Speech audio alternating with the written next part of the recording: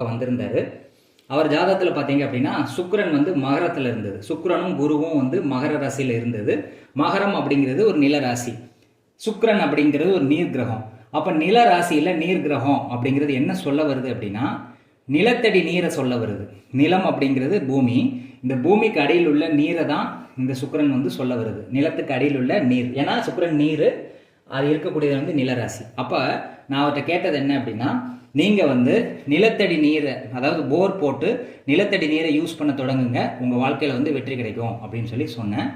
அவர் என்ன சொன்னார் அப்படின்னா, இதுக்கு முன்னாடி வந்து நான் ஒரு கிணறு வச்சுருந்தேன், அந்த கிணறை வந்து நான் மூடிட்டேன். வாஸ்துக்காரங்க வந்து பார்த்துட்டு இந்த கிணறு வந்து வாஸ்துப்படி நல்லா இல்லை, நீ மூடுங்கன்னு சொல்லிட்டாங்க. நான் ஒரு 5 வருஷம் முன்னாடி வந்து அந்த கிணறை வந்து நான் மூடிட்டேன். அந்த கிணறு இருக்கிற வரைக்கும் எனக்கு வருமானம் வந்து வந்துக்கிட்டே இருந்தது. அந்த கிணறை க்ளோஸ் பண்ணதுக்கப்புறம் எனக்கு வந்து 100 கோடி சொத்து இருந்தது. இப்போ வந்து எல்லாத்தையுமே இழந்து